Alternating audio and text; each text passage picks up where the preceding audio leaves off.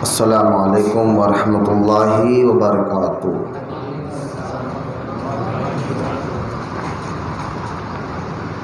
الحمد للہ رب العالمین،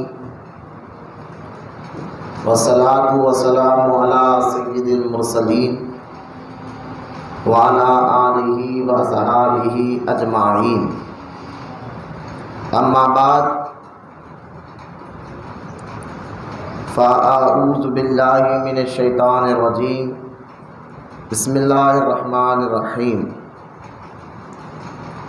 وَلَا يَحْسَبَنَّ الَّذِينَ يَبْخَلُونَ بِمَا آتَاهُمُ اللَّهُ مِنْ فَضْلِهِ هُوَ خَيْرًا لَهُمْ آمنت بِاللَّهِ صدق اللَّهُ العلي العظيم۔ وقال الله تعالى في شان حبيبه الكريم، إن الله وملائكته يصلون على النبي يا أيها الذين آمنوا صلوا عليه وسلموا تسليما۔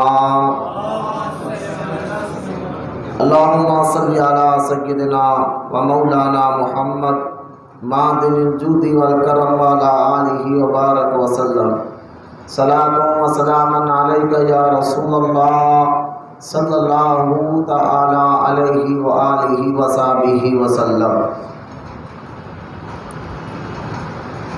لگاتار ہم جو ہے خانقاہ محبوب اولیاء میں ہر اتوار کو کسی نہ کسی ٹاپک، کسی نہ کسی موضوع پر گفتگو کر ہمارا ایمان اور عقیدے کو مضبوط کر رہے ہیں، اور ہم تمام کا ایک ہی مقصد ہے محفل کا سجانا، محفل میں بیٹھنا، اور آپ کا بھی یہی مقصد ہونا بھی چاہیے۔ وہ مقصد صرف اللہ کی رضا اور اپنے آپ کو اطاعت رسول کی طرف راغب کرنا۔ تو لہذا الحمدللہ کافی سال سے ہم یہ اجتماع اتواری پروگرام کر رہے ہیں، اور کیونکہ بیچ میں اتواروں میں اگر کسی بزرگ کا عرس شریف آتا ہے تو ہم الحمدللہ کسی بزرگ کا عرس شریف کے تحت محفل رکھ لیتے ہیں، یا کسی بزرگ کا ولادت کا دن آتا تو ولادت کی محفل بھی رکھ دیتے ہیں۔ مہینے کے حساب سے بھی ہم پروگرام الحمدللہ کرتے رہتے ہیں، کیونکہ ہم خانقاہ میں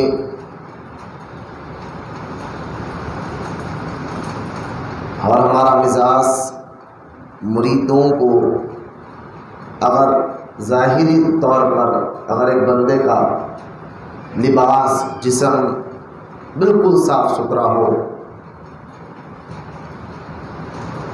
یہ کمال نہیں ہے۔ بزرگان دین فرماتے ہیں کہ جس کا ظاہر کے ساتھ ساتھ باطن بھی صاف ستھرا ہو، تو اصل کامیابی اسی میں ہے۔ تو باطنی ظاہری گناہ تو ہم سمجھتے ہیں، ظاہری طور پر گناہ ایک بندہ نماز چھوڑ رہا ہے، ظاہری طور پر گناہ ایک بندہ شراب پی رہا ہے، ظاہری طور پر گناہ کہ ایک بندہ سود کا کاروبار کرتا ہے، سود لیتا ہے، دیتا ہے، ظاہری طور پر گناہ کسی کے مال کو ہڑپ لینا، کسی کی جگہ زمین کو ہڑپ لینا، یہ ظاہری گناہ۔ اور ایک باطنی گناہ ہوتے ہیں، وہ باطنی گناہ جو ہے ہمارے روح کو، کہ ہمیں اندر سے سچا مسلمان نہیں بناتے، کیونکہ اللہ تعالیٰ قرآن میں ارشاد فرماتا ہے کہ اے ایمان والو پورے کے پورے اسلام میں داخل ہو جاؤ۔ ایسا نہیں کہ کچھ عمل کر لیے، کوئی بندہ صرف نماز پڑھے اور سارے کاروبار اسی رکھے اور نماز تو پڑھ رہا ہو، تو صرف نماز دین نہیں ہے۔ تو ہمارے ظاہر کے ساتھ ساتھ ہمارے باطن کو بھی ہمیں سدھارنے کی بہت زیادہ ضرورت ہے۔ خانقاہوں میں بزرگان دین اپنے مرید کو باطن سدھارنا، یعنی مزاج، اس کے دل، اس کی روح کو نیک بناتے تھے۔ جس بندے کا دل نیک بن جائے، روح اور سوچ فکر تبدیل ہو جائے، تو اس کا اثر پھر ظاہر پر بھی ہونے لگ جاتا ہے۔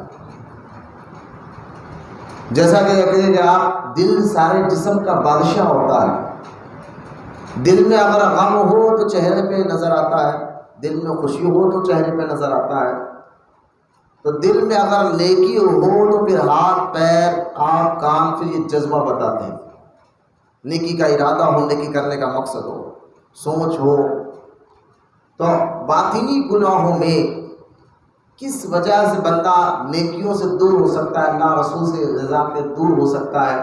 تو ہم زیادہ تر باطنی گناہوں کے بارے میں جان رہے ہیں اور اس کی اصلاح کی کوشش کر رہے ہیں، تاکہ ہمارا مزاج اسلام کو صرف ظاہری طور پر نہیں، باطنی طور پر بھی مکمل طور پر اپنائے، اور حقیقت میں جو بندہ باطنی طور سے دل و جان سے اسلام کو مانتا ہے، پھر وہ دونوں جہاں میں کامیاب ہو جاتا ہے۔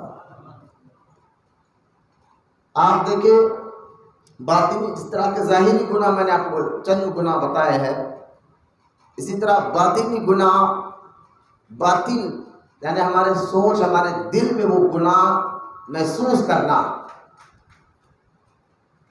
اور وہ گناہ صرف ہم جانتے ہیں، اللہ رسول جانتا ہے۔ اس گناہ کے بارے میں ہر کوئی نہیں سمجھ سکتا، اس لیے کسی کو بدگمانی بھی اسے دیکھنے کی اجازت نہیں ہے کہ یہ ایسا کر رہا ہے۔ لیکن باطنی گناہ اللہ رسول کے بعد ہم خود بھی جانتے ہیں کہ ہاں یہ اندر میری بیماری ہے۔ تو ایک سچا مومن کو جب یہ پتہ چل جاتا کہ ہاں یہ فلاں چیز میرے اندر ہے، تو جس طرح اس کو معلوم ہو جاتا کہ بیماری کا، بخار کا، تو فوراً اس کا علاج کرتا ہے۔ تو باطنی بیماریوں کا ذکر ابھی میں کرنے جا رہا ہوں، اگر وہ معلوم ہو جائے تو فوراً اس کا علاج کرنا چاہیے، ورنہ جس طرح بخار یا کسی بیماری کا آپ علاج نہیں کرائے تو آپ کی جان جا سکتی ہے، اور باطنی مزاج اور گناہوں کی لذت کو آپ نے اگر ختم نہیں کیا تو آپ کی روحانیت کے ساتھ ساتھ آپ کا ایمان بھی ہو سکتا ہے خطرے میں آ جائے۔ تو باطنی گناہوں میں جو ہے حسد ہے۔ یہ حسد یہ خود ہم کو پتہ چلتا ہے، سامنے والے کو اس کا پتہ نہیں چلتا جب تک وہ اظہار نہ کرے، بولے نہیں لوگوں کے سامنے۔ لیکن یہ دل کی بات ہے، اب دلوں کا حال تو اللہ اس کا رسول ہی بہتر جانتا ہے۔ تو باطنی گناہوں کا ہم جو ہے تذکرہ کر رہے تھے، کئی حسد کے بارے میں ہم نے بتایا، یہ باطنی گناہ، اس کا معنی مطلب بتایا۔ ریاکاری کے بارے میں ہم نے بتایا، یہ بھی باطنی گناہ، اس کا معنی اور مطلب بتایا۔ اسی طرح جو ہے تکبر کے بارے میں بھی ہم نے بتایا، اور اس کا معنی اور مطلب بھی بتایا۔ اور گزشتہ اتوار الحمدللہ ہم نے کنجوسی کے بارے میں، بخل کے بارے میں بتایا، لیکن وقت اجازت نہیں دیا تھا، مکمل نہیں ہوا ٹائم، تو آج ہم اسی بخل کے بارے کا دوسرا پارٹ ہم شروع کرنے جا رہے ہیں۔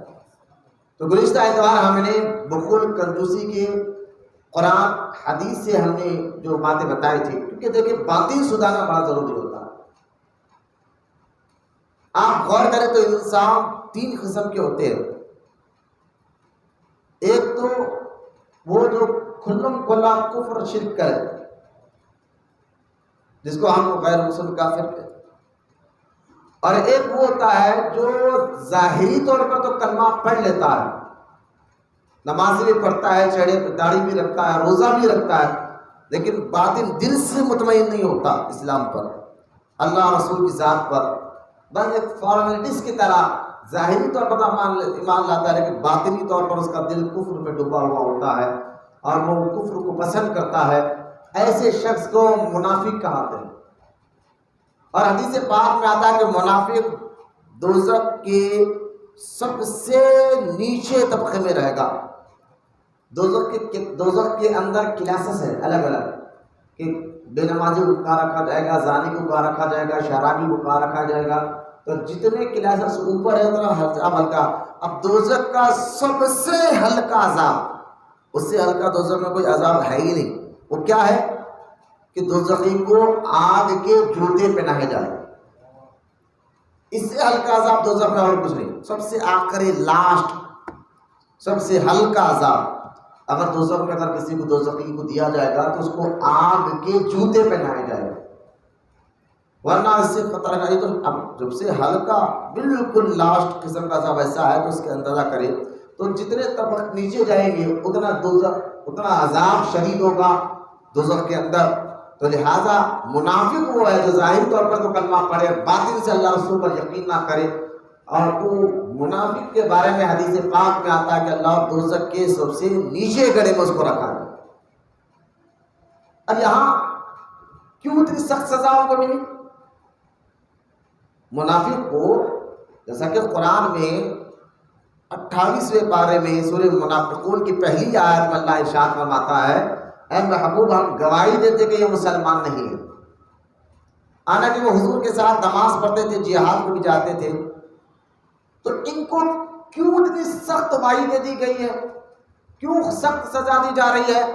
ایک تو انہوں نے ظاہری طور پر کلمہ پڑھا، باطن سے نہیں مانا، باطن سے اس کو مانا نہیں اور کفر کو پسند کیا۔ دوسروں کو جھوٹ بہت بولا کرتے تھے، مذاق، کسی کا مذاق اڑانا، جھوٹ بولنا، امانت میں خیانت کرنا، اور ایسی عادتیں بھی ان کے اندر تھی۔ تو لہٰذا یہ منافقین جو اس منافق کو جس کو دوزخ میں سب سے نیچے گڑھے میں رکھا جائے گا، اس منافق کو منافق اعتقادی کہتے ہیں۔ اور تیسرے قسم کا جو انسان نظر آئے گا جس کا ظاہر بھی کلمے پر پڑھتا ہو، اللہ رسول پر یقین رکھتا ہو، اور باطنی طور پر اللہ رسول پر یقین رکھتا ہو، ظاہری طور پر بھی اسلام کو پسند کرتا ہو، دل مزاج کے طور سے بھی اسلام کو پسند کرتا ہو، تو اس کو مسلمان کہا جاتا ہے، اور اس کا یقین اور مضبوط ہو جائے تو وہ مومن کے درجے پہ پہنچ جاتا ہے۔ تو اولیاء اکرام اپنے مریدوں کو اپنے خانقاہ میں بٹھا کر، کیونکہ وہ ظاہری طور پر ان کے مریدین کلمہ پڑھتے ہیں، باطن سے بھی اللہ رسول کو مانتے ہیں، تو ان کے یقین کو اور مضبوط کر کر ان کو مومن کے درجے تک پہنچاتے تھے، ان کو روحانیت عطا فرماتے تھے۔ تو اس درجے تک پہنچنے کے لیے آپ کو کیا کیا چیزیں اپنے اندر سے نکالنا ہے اور کیا کیا چیزیں اپنے اندر ڈالنا ہے، اسی لیے تو خانقاہ بنائے جاتے تھے اور اس کے تحت لوگوں کو تربیت دیا جاتی تھی۔ تو ایک منافقوں کے بارے میں نے آپ کو بتایا، ایک اور بتا دوں، ایک منافق میں دو طریقے کے ہوتے ہیں، ایک منافق اعتقادی جس کا عقیدہ ہی صحیح نہیں ہے، یعنی زبانی طور پر تو کلمہ پڑھتا ہے، باطنی طور پر اللہ رسول پر یعنی ایمان نہیں رکھتا، اور ان کو تو دوزخ ہے ہمیشہ کے لیے۔ جو آج کے دور میں وہابی بدعقیدہ ہے تو زبانی طور پر تو کلمہ پڑھتے ہیں لیکن ان کی گستاخیاں کتابوں میں لکھی پڑی ہوئی ہے۔ اسی طرح ایک ہوتا ہے منافق عملی، یعنی ایک بندہ کلمہ تو پڑھ رہا ہے اور دل سے یقین بھی رکھ رہا ہے اللہ رسول پر، لیکن منافق جو عادتیں منافقوں میں تھے ان کی جیسی عادت اس کے اندر آ گئی، یعنی وہ جھوٹ بول بولا کرتے تھے، یہ بھی جھوٹ بولا، وہ امانت میں خیانت بہت کرتے تھے، یہ بھی بہت کر رہا ہے، وہ حاسدین تھے، یہ بھی کر رہا ہے۔ تو اس کو منافق عملی یعنی منافق، کیونکہ ظاہری طور پر اس نے کلمہ پڑھا اور باطن سے بھی مانتا ہے، زبان سے اقرار بھی کرتا ہے، دل سے اللہ کو ایک مانتا بھی ہے، اسلام کو مانتا بھی ہے، لیکن اس کی کچھ عادتیں خراب ہو گئی ہے۔ وہ عادتیں کیا ہے کہ منافقوں جیسی اس کے اندر عادت آ گئی ہے، تو اس کو کہتے ہیں منافق عملی۔ تو ہمارے یہاں یہ لوگ بہت آپ کو ملیں گے جو منافق عملی، عقیدہ تو ان کا مضبوط رہے گا لیکن عمل ان کا ایسا ہوگا جو عمل منافقین کرتے تھے ان کے جیسی عادت ان کے اندر آ جائے گی۔ لہذا ہمارا مقصد یہ اجتماع رکھ کر آپ کو ان تمام چیزیں بتانا ہے اور آپ کو اطاعت رسول کی طرف بلانا ہے، اور آپ کے دل اور آپ کی روح، آپ کے مزاج کو بھی اللہ اور اس کے رسول اور آخرت پر یقین کے درجے پر لے جانا ہے۔ آپ کو یہ مزاج بٹھانا ہوگا کہ اللہ کی راہ میں جو ہے ہمیں کس طرح زندگی گزارنا ہے، اللہ کن کاموں سے اللہ راضی ہوتا ہے اور کن کاموں سے اللہ ناراض ہوتا ہے۔ اور ایک بات ہمیشہ یاد رکھ لیا، جو ہمارے اندر شیطان اور نفس میں جو وسوسے ڈالتا ہے کہ بھائی آج کے دور میں اگر کوئی اسلام پر مضبوطی سے عمل کر لینا، شریعت پر، دین پر، تو پھر اس کا کھانا پینا، رہنا سہنا یہ بہت مشکل ہو جائے گا، لوگ جینے نہیں دیں گے۔ یہ بہت بڑا وار جو ہے نا شیطان اور نفس کی وجہ سے ہمارے ذہنوں میں پل رہا ہے۔ بہت سے لوگ جو ہے نا اس نے صرف فارمیلٹیز کر لیتے، ارے بھائی آج کو چھوڑو، آج کے دور چھوڑو، ہمیں اگر ہم اسلام پر مکمل عمل کریں گے، دین پر ہمیں حلال حرام دیکھتے ہوئے زندگی گزاریں گے تو ہم کو جو ہے نا کھانا پینا بھی مشکل ہو جائے گا، لوگ جینے نہیں دیں گے۔ لیکن یہ شیطان اور نفس کا اتنا غلط وار ہے کہ اس ذہن میں یہ باتیں رکھ کر لوگ جو ہے داڑیاں رکھنا چھوڑ دیتے ہیں۔ ان باتوں کو ذہن میں رکھ کر لوگ جو ہے نا مسجد میں تو مسلمان نظر آتے ہیں، لیکن بازاروں میں، دکانوں میں، گھروں میں ان کا رویہ کچھ اور ہوتا ہے، ان کی حرکتیں کچھ اور ہوتی ہے، ان کی عادتیں کچھ اور ہوتی ہے۔ تو یہ شیطان اور نفس کے ذہن میں بٹھا دیا ہے، ہر جگہ تم مسلمان رہ کر جی نہیں سکتے۔ لیکن خدا کی عزت و جلال کی قسم، اللہ قرآن میں ارشاد فرماتا ہے آپ کی سوچ یقیناً غلط ہوتی ہے اور ہو بھی سکتی ہے اور ہے بھی غلط، لیکن ایسا اللہ جو قرآن میں بیان فرما دے وہ کبھی غلط نہیں ہو سکتا۔ اللہ پاک جو قرآن میں واضح طور پر فرمایا کہ غم نہ کھاؤ، ڈرو مت، تم ہی کامیاب ہوگے اگر ایمان رکھتے ہو۔ اگر ایمان رکھتے ہو یعنی ایمان کو کسی حالت مت چھوڑو، تم ڈرو مت، پریشان مت ہو، تم ہی کامیاب ہوگے اللہ نے فرمایا۔ تو لہٰذا آپ چاہے گھر میں ہو، مکان میں ہو، کاروبار کی جگہ ہو، ہر جگہ اپنے دین کو مضبوط رکھے، شریعت پر مضبوط رکھے۔ آپ کی جان دیکھیں، آپ سمجھ رہے ہوں گے داڑھی رکھیں گے مارکیٹ میں جائیں گے تو بڑا آج کے دور میں مشکل ہو جائے گا، لیکن حدیث پاک ہے شرح صدور میں امام جلال الدین سیوطی شافعی رضی اللہ تعالیٰ عنہ نے حدیث پاک کو نقل فرمایا۔ امام سیوطی فرماتے ہیں حدیث پاک میں آتا ہے اللہ کے رسول علیہ السلام نے ارشاد فرمایا اللہ تعالیٰ نے ہر بندے کی موت کا دن، موت کا ٹائم، موت کی جگہ مقرر کر دیے۔ سمجھے بات کو آپ؟ موت کا دن، موت کا ٹائم، موت کا وقت مقرر کر دیا، نہ اس سے ایک سیکنڈ پہلے آئے گی نہ ایک سیکنڈ بعد آئے گی۔ اگر آپ کہیں گے یار میں داڑھی رکھوں گا، دن بھر میں چلوں گا تو لوگ جینے نہیں دیں گے، اگر میں کہاں پر جاؤں گا ہر جگہ مجھے مارکیٹ میں پھرنا ہے وہ لوگ مار دیں گے، ختم کر دیں گے، تو یہ غلط خیال ہے۔ موت کا وقت مقرر ہے، جب تک ہونا چاہے نا، کیونکہ حدیث پاک ہے، قرآن حدیث کے لیے معاذ اللہ غلط نہیں ہو سکتا، حدیث پاک ہے کہ وہ اللہ نہ چاہے نا تو آپ کہیں پر بھی جاؤ کوئی آپ کو ہاتھ نہیں لگا سکتا۔ ہاں جب وقت آ جائے نا پھر آپ ایک مضبوط لوہے کے خلے میں چھپ جائے، موت وہاں پر بھی آ جائے، بہانے سے ذریعے سے آپ باہر نکل جائیں گے۔ تو جگہ بھی اللہ نے مقرر کر رکھی ہے موت کا، جیسا غور سے سنیں آپ، اللہ نے موت کا وقت، دن اور جگہ، کس جگہ پہ تم مرو گے وہ جگہ بھی مقرر ہے، وہ ٹائم بھی مقرر ہے، دن بھی مقرر ہے۔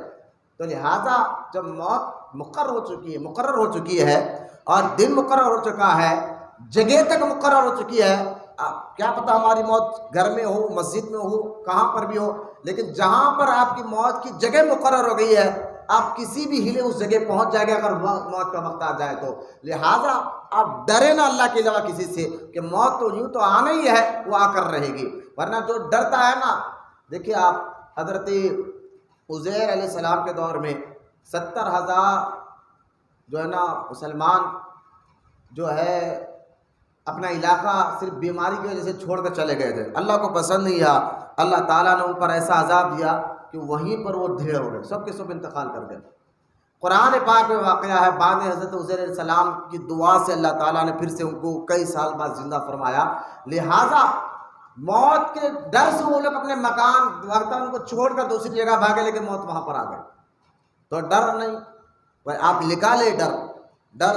دوسری حدیث پاک میں سرکار نے ارشاد فرمایا کہ جب تک مسلمان آخرت کا یعنی موت سے محبت رکھے گا، دنیا سے نفرت رکھے گا تو وہ کامیاب ہوتے رہے گا، اور جہاں اس کی سوچ ہو جائے گی کہ دنیا سے محبت اور آخرت یعنی موت سے نفرت کرنے لگ جائے گا تو وہ زوال پہ آ جائے گا، یعنی پستی میں گرتے جائے گا۔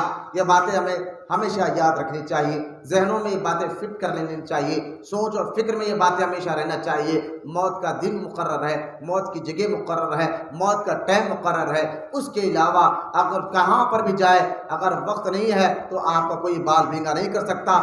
دین کو ہمیشہ سامنے رکھے، اسلام کو ہمیشہ سامنے رکھے، دین پر استقامت پر عمل کرتے رہے۔ اللہ ہم کو تمام کو کہنے سننے سے زیادہ عمل کی توفیق عطا فرمائے۔ یہ ساری باتیں ابھی ابتدا کی آپ کے ذہن بنانا تھا کہ ہم کیا سننے جا رہے ہیں، جو بھی سنیں گے انشاءاللہ نیت کر لیں گے، انشاءاللہ یاد بھی رکھیں گے اور عمل بھی کریں گے۔ گزشتہ اتوار میں نے کنجوسی کے بارے میں نے بخل کے بارے میں آیت مبارکہ بھی سنا تھا. پھر سے وہ ایک آیت جو کچھ بچے نہیں تھے وہ آیت مبارک سورہ ال عمران آیت نمبر 180 ہے, جس میں اللہ تعالیٰ ارشاد فرماتا ہے اور جو ان چیزوں میں بخل کرے, بخل کہتے کنجوسی کو, ٹھیک ہے, جو ان چیزوں میں بخل کرتے ہیں جو اللہ نے انہیں اپنے فضل سے عطا فرما. یعنی میں نے اس بار تو پہلے بھی بتایا تھا, تمہارا مال تمہاری جان اللہ نے جنت کے بدلے خرید لیا ہے. لہٰذا تم سمجھ رہے ہو کہ میں نے کمایا, نہیں, اللہ نے عطا فرمایا. میری جان ہے, نہیں, اللہ نے تمہیں جنت کے بدلے خرید لیا ہے. آپ مجھے ایک بات بتائیے, ایک بندے کو آپ اپنا یہ فون بیچ دے کہ بھائی لے لو, اور پھر اس سے آپ کہیں کہ مجھے یہ آپ کا میرا فون مجھے دے دیجئے, میں استعمال بھی کروں گا, جبکہ سودا ہو چکا ہے, بیچ چکے, پورا مال لے لیا, پھر بھی آپ اس کو استعمال کریں گے اور کہیں گے کہ بھائی میرے پاس ہی رہنے دو, تو یہ ظلم ہے نا, یہ ظلم ہے کہ بھائی جب بیچ دیا تو پھر اس کو آپ استعمال کیسے کریں گے اپنی مرضی سے. تو اسی طرح مثال کو میں نے ذہن میں رکھے, اس جان اور جنت کو اللہ تعالیٰ نے جنت کے بدلے ہمیں خرید لیا اور ہم سودا کر چکے ہیں جنت کے بدلے. تو اب اپنے من چاہی زندگی آپ جی نہیں سکتے, پیسہ اپنا من چاہے آپ جگہ خرچ نہیں کر سکتے, وہی خرچ کرنا ہوگا اور اپنی زندگی ویسے ہی جینا ہوگا. اگر تم اللہ پر یقین رکھتے ہو تو جو من چاہی زندگی جیئیں گے وہ اسلام نہیں, رب چاہی زندگی جیجیے, یہ اسلام ہے. لہذا یہ باتیں ذہن میں رکھنا چاہیے ہمیشہ کہ بھائی میرا جان میری تھوڑی ہے, یہ اللہ نے مجھے جنت کے وجہ خرید لیا ہے, تو اب میں اپنی مرضی سے زندگی کہاں جاؤں گا. میری مرضی تو ختم ہو گئی ہے اللہ کی مرضی کے سامنے. یہ تمہارا مال تھوڑا ہی ہے بھائی, تب جو سودا کر لیا تو کیوں استعمال کرنا چاہتے ہو, یہ تو ظلم ہوگا. تو یہ ہمارے اپنی جانوں پر ہم ظلم کر لیتے ہیں. لہذا اللہ پاک بڑا کریم ہے, نبیوں کے ذریعے ہماری ہدایت فرماتا ہے, مشائخ اولیاء کرام کے ذریعے ہماری ہدایت فرماتا ہے, اور جو سودا ہم بھول چکے اس کو یاد دلا کر کہتا ہے میرے بندو یہ تمہاری جان نہیں ہے, تمہارا مال نہیں ہے, یہ میں نے عطا فرمایا, جنت کے بدلے سودا کر چکے ہو تم. لہذا جو مال کنجوسی اس کو کہتے ہیں جو شخص ضرورت کی جگہ بھی خرچ نہ کرے, یعنی اپنی جان پر خرچ نہ کرے, اپنے بیوی بچوں پر خرچ نہ کرے, ضرورت پڑنے پر بھی, بیماری پر, دکھ تکلیف پر, ضرورت کے وقت بھی اگر خرچہ نہ کرنے والا, یہ بہت بڑا کنجوس آدمی ہوتا ہے. اور اللہ کی راہ میں کبھی بھی یاد رکھے, جو بندہ اللہ کی راہ میں بیوی بچوں پر اللہ کی رضا کے لیے جائز کاموں میں خرچ کرنا, یہ بھی اللہ کی راہ میں. بیوی بچوں پہ آپ خرچ کر رہے ہیں, ماں باپ پر آپ خرچ کر رہے ہیں, بچوں کے صحت پر آپ خرچ کر رہے ہیں. اسی طرح اللہ کی راہ میں آپ مال جو ہے نا, مساجد ہو, مدرسہ ہو, اپنے گھر والوں کے بعد یہ ساری چیزوں پہ خرچ کر رہے ہیں, تو صرف آپ سمجھ رہے کہ اللہ کی راہ میں مال وہی مال ہے جو آپ مسجد میں خرچہ کر رہے ہو, مسجد کے لیے یا مدرسے کے لیے, وہ تو ہے, لیکن ساتھ ہی ساتھ اپنے بیوی, اپنے ماں باپ, بچوں کے لیے بھی جائز مال اللہ کی رضا کے لیے خرچ کرنا, یہ بھی اللہ کی راہ میں خرچ کرنے کے برابر ہے. اور اللہ خود قرآن میں فرماتا ہے جو تم بخل کرتے بھی کیوں ہو, جو تمہارے پاس مال ہے نا, اللہ فرما رہا بما آتاہم اللہ من فضلہ, جو مال تمہارے پاس ہے نا, جو پیسہ, وہ تمہارا نہیں, اللہ نے اپنے فضل سے تمہیں عطا فرمایا ہے. اللہ نے اپنے فضل سے تمہیں عطا فرمایا ہے. تو جب مال بھی اسی نے عطا فرمایا, اور میں نے ایک مثال آپ کو دی تھی کہ کروڑ پتی آدمی آپ کو کہے یہ 1 لاکھ روپے لو اور 50,000 خرچ کر دو, 50 تم رکھو, اور تم اگر 50,000 خرچ کر دو گے تو میں اس کے بدلے 50 لاکھ دوں گا, اس کے بدلے 50 لاکھ روپے دے گا. تو مجھے بتائیے مالک سے وہی آدمی نے آپ کو پیسے دیے اور آپ کہہ بھی رہا ہے اس میں سے 50,000 خرچ کرو, 50 رکھو, تو میں تمہیں 50 لاکھ دوں گا. تو یہ خرچ کرنا عقل مندی ہے یا روک لینا عقل مندی ہے؟ یقیناً خرچ کرنا عقل مندی ہے. اسی طرح اللہ کی راہ میں مال جو خرچ کیا جاتا ہے, وہ جو مال خرچ کیا جاتا ہے اس میں اللہ پاک ضرور برکت عطا فرماتا ہے.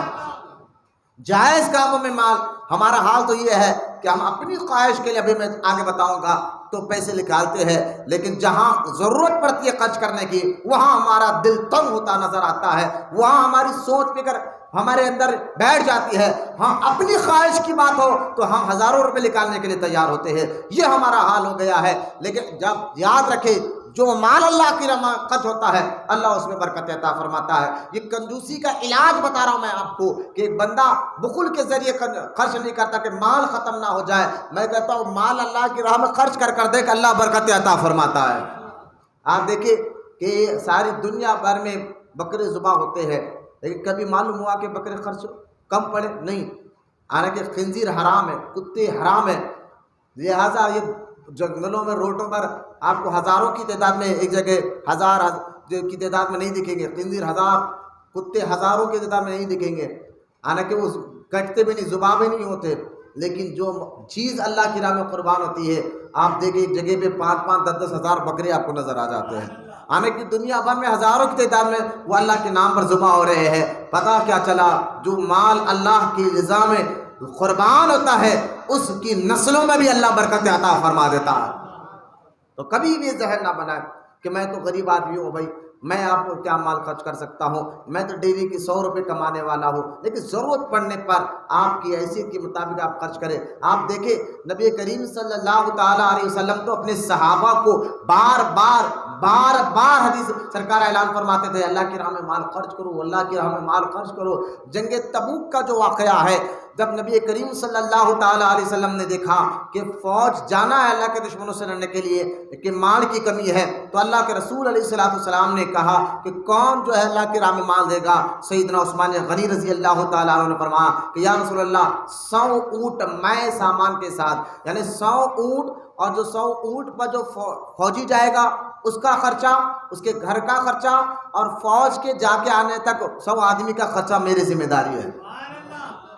تو سرکار دو عالم علیہ السلام خاموش ہوئے، پھر سرکار نے ترغیب دلائی، سرکار ترغیب دلاتے تھے اللہ کی راہ میں خرچ کرنے۔ جیسا نا بولتے ہیں بھائی چلو پیسے نکالو میاں، غریب کو کھانا کھلانا ہے، فلاں کام کرنا ہے، تو یہ حضور بھی اپنے صحابہ کو ترغیب دلاتے تھے ایسا، بھائی نکالو مال۔ تو نبی کریم صلی اللہ تعالیٰ علیہ وسلم نے پھر دوبارہ ارشاد فرمایا، عثمان غنی نے فرمایا حضور 200 اونٹ مائع سامان کے ساتھ، یعنی وہ 100-200 آدمی جا کے آنے تک ان کے گھر کا بھی خرچہ اور ان کا بھی خرچہ، سواری کا خرچہ، اور جنگ میں استعمال ہونے والے سارے سامان کا خرچہ میری ذمہ داری۔ پھر سرکار نے اور ترغیب دلائی تو حضرت عثمان غنی تیسری بار اٹھے گئے تو حضور 300 اونٹ اور ان کے سامان کے ساتھ۔ تو نبی کریم صلی اللہ تعالیٰ علیہ وسلم اتنے خوش ہوئے، فرمایا عثمان جو نیکی تم کر رہے ہو نا، آج کے بعد تم جو چاہے کرو، جو چاہے کرو، اللہ تمہاری پکڑ نہیں کرے گا۔ یعنی اس کا مطلب یہ نہیں کہ عثمان غنی اس کے بعد پھر گناہ کرتے رہے جو چاہے کر، نہیں، لیکن سرکار اتنا خوش ہو گئے، اللہ اس سے اتنا راضی ہو گیا، حضور خود فرما رہے عثمان آج کے بعد تم جو چاہے کرو، اللہ تم سے کچھ سوال نہیں کرے گا۔ لہذا اللہ کی راہ میں مال خرچ کرنے سے اللہ رسول اتنا خوش ہو جاتے ہیں۔ جب صحابہ اکرام کو حضور کہتے تھے نا کہ مال اللہ کی راہ میں، تو ایک صحابی تو 1 مٹھی گیہوں لے کر آئے، ان کے پاس اتنا ہی مال تھا، کوئی اپنے کپڑے دے رہا تھا، کوئی پیسے دے رہا تھا، کوئی برتن دے رہا تھا، ایک صحابی کے پاس صرف 1 مٹھی گیہوں تھا۔ غریب لوگ بھی سنے، ہم سب غریب ہیں انشاءاللہ، حدیث پاک میں سرکار نے فرمایا غریب امیر سے 500 سال پہلے جنت میں چلے جائیں گے، غریب امیر سے 500 سال پہلے جنت میں جائیں گے۔ اس کا مطلب امیر جو اللہ نے جس کو حلال روٹی دی ہے کوئی گناہ نہیں ہے، لہٰذا نبی کریم صلی اللہ تعالیٰ علیہ وسلم نے غریبی کو پسند فرمایا ہے، غریبوں کے ساتھ رہا ہے، لہٰذا حلال روٹی کما کر پیسے کمانا یعنی کروڑ پتی یہ کوئی گناہ نہیں ہے، لیکن امیر حساب کتاب دیتے دیتے ٹائم لگ جائے گا اور غریب کا حساب کتاب جلدی ہو جائے گا، اور وہ امیر سے 500 سال پہلے جنت میں داخل بھی ہو جائے گا۔ لہذا ہم کیا کر سکتے ہیں بھائی، ہم تو روز کے 50-60 روپے کمانے والے ہیں۔ میں نے کہا دیکھو جتنی تمہاری حیثیت ہے، وہ صحابی رسول کو جب پتہ چلا اللہ کی راہ میں دینا ہے تو انہوں نے کے پاس تو مال تو کچھ تھا نہیں، وہ گئے صرف 1 مٹھی گیہوں لے کر آئے، 1 مٹھی گیہوں لا کر حضور کی بارگاہ میں پیش کیا، حضور یہ میرے پاس یہی ہے۔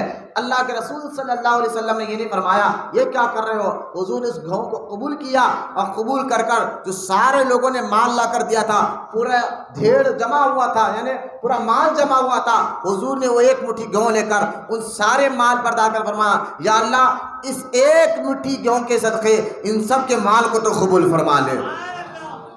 بس آپ جذبہ تو رکھیں اللہ کی راہ میں خرچ کرنے کا کہ میں تو غریب آدمی ہوں بھائی، میں کیا دے سکتا ہوں۔ اس لیے کہتا ہوں دیکھو یہ دل تنگ جو ہوتا ہے نا، پھر غریب آدمی دیکھو ہوٹل میں چائے پینے کے لیے تو 50 روپے یوں خرچ کر دے گا۔ ہاں اب غریب آدمی دیکھے پان کھانے گٹکے کھانے کے لیے 100 روپے ڈیلی کے خرچ کر دے گا، جب اس کو مسجد میں دینے، اللہ کی راہ میں دینے، یہاں تک کہ مائیں گھر میں اپنی ماں کہتے بیٹا کچھ پیسے دے دے تو دوستوں پہ تو خرچ کرے گا، لیکن وہ غریب آدمی ماں کو ترسا دیتا ہے، بچوں کو ترسا دیتا ہے، بیوی کو ترسا دیتا ہے۔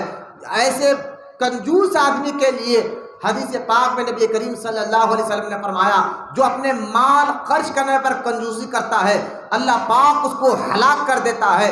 اور دیکھیں حدیث پاک میں یہاں تک کہ حضور نے فرمایا جو مال خرچ کرنے میں کنجوسی کرتا ہے اللہ اس کو جنت کی خوشبو بھی نہیں سکھائے گا، وہ جنت میں بھی داخل نہیں ہوگا۔ تو ہماری مزاج کیا بن رہی ہے؟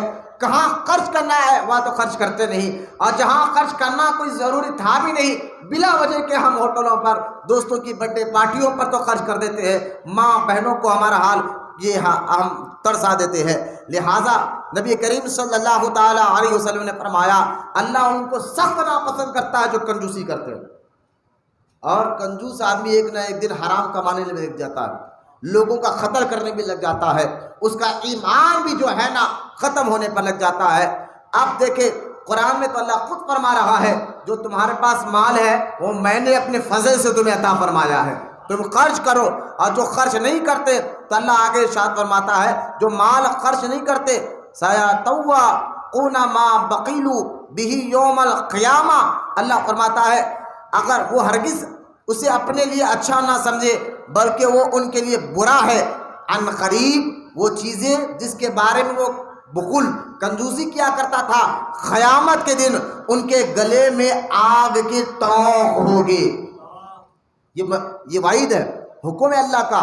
جب قرآن میں اللہ پاک کوئی بات فرما دے تو یہ کہہ کر کہ اس بات کو مانو تو اس بات کو ماننا ہم پر فرض یا واجب ہو جاتا ہے، تو لہٰذا یہ ماننے کا حکم ہے۔ اللہ حکم دے رہا ہے قرآن پاک میں وَلَا يَحْسَبَنَّ الَّذِينَ يَبْخَلُونَ کہہ کر اللہ حکم عطا فرما رہا ہے کہ جو تم کو میں نے مال دیا ہے نا وہ خرچ کیا کرو اللہ کے راہ میں، وہ مال تمہیں جو میں نے دیا ہے اپنے فضل سے تمہیں عطا فرمایا ہے، اگر خرچ نہیں کرو گے تو پھر قیامت کے دن تمہارا مال تمہارے لیے طوق ہوگا، آگ کا طوق ہوگا۔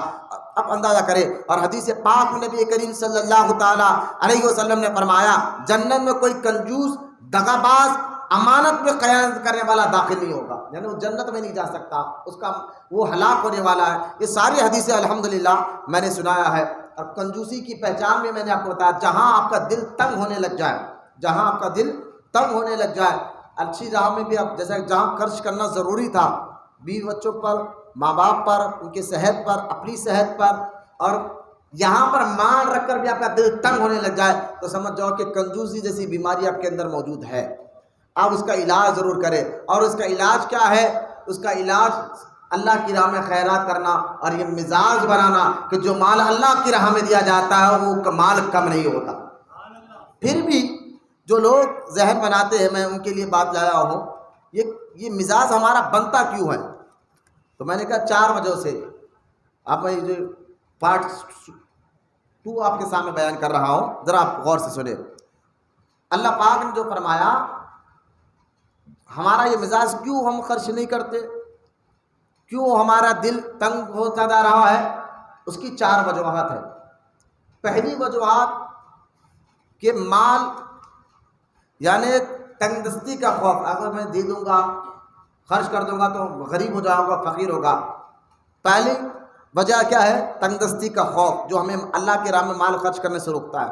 دوسرا مال کی محبت، تیسرا نفسانی خواہشات، چوتھا اپنے بچوں کے بہترین مستقبل کی تمنا، اور 5واں آخرت کی غفلت کی وجہ سے۔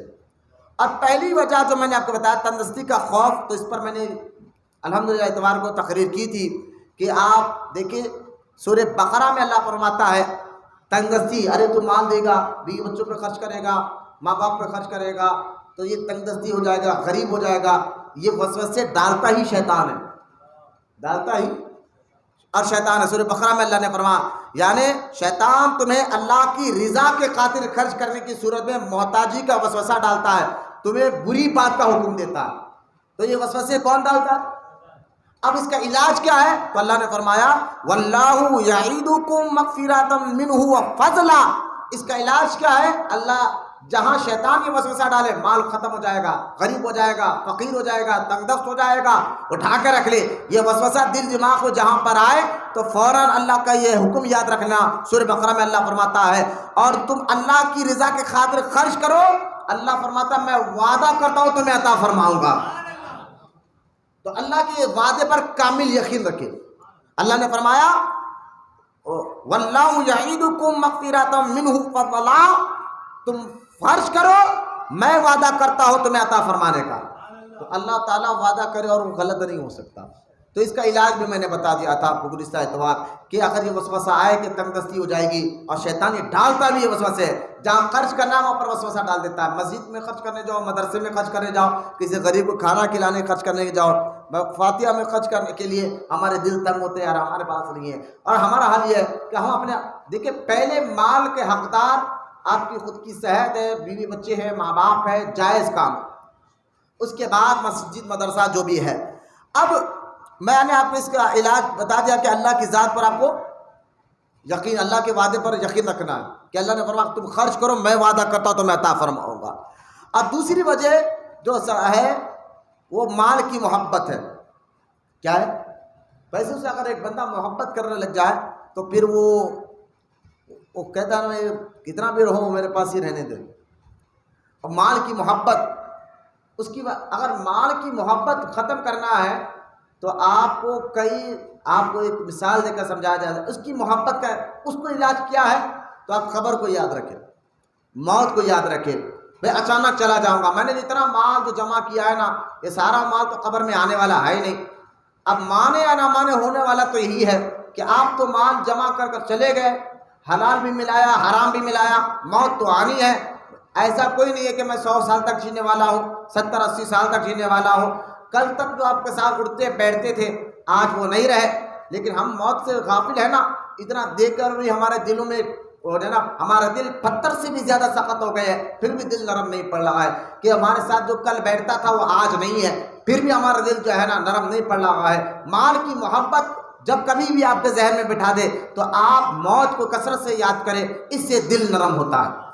اور آپ کا ذہن بنائے کہ یار میں چلا جاؤں گا اور جو مال میں نے کمایا یہ سارا کا سارا مال جو ہے نا پھر میرے بیوی بچے میں تقسیم ہو جائیں گے، پھر وہ بچے لڑائی جھگڑے کرتے رہیں گے، نہ جانے کیا کیا حالات پیدا ہو گئے، اور پھر آپ کو خبر کہ آخرت میں کہاں سے کمایا، کیسا کمایا، ایک ایک روپے کا آپ کو اللہ کی بارگاہ میں حساب بھی دینا ہوتا ہے۔ تو لہٰذا حلال ذریعے سے کمایا، حرام سے چاہے وہ حلال ذریعے سے کماؤ یا حرام ذریعے سے کماؤ، اگر اچھی بات ہے حلال ذریعے سے کمایا تو پوچھ کم ہوگی، حرام ذریعے سے کمایا اور آپ کے بچے یہاں آپ کے جانے کے بعد اس مال کے لیے لڑ لگے ہیں، پوتے لڑ رہے ہیں، بیٹے لڑ رہے ہیں، بیوی لڑ رہی ہے، قتل غارت غیبی ہو رہی ہے، آپ تو چلے گئے جناب قبر میں، مال تو خرچ کرتے نہیں تھے، حرام اور ذریعے سے کما کر رکھا تھا، آپ تو چلے گئے، پھر وہ حرام کے ذریعے سے کمانے کا عذاب الگ ہے، پھر یہ لڑائی جھگڑ کر رہے ہیں یہ عذاب الگ ہے، اور اللہ کی بارگاہ میں ذرے ذرے کا حساب ہوگا۔ لہٰذا آپ مال سے محبت نکالنا چاہتے ہیں تو قبر کو یاد رکھے، آخرت کو یاد رکھے، اور آپ کا دل نرم ہوگا اور اللہ کی رضا کے خاطر خرچ کرنے والا آپ کو اللہ محبوب بنا دے گا انشاءاللہ۔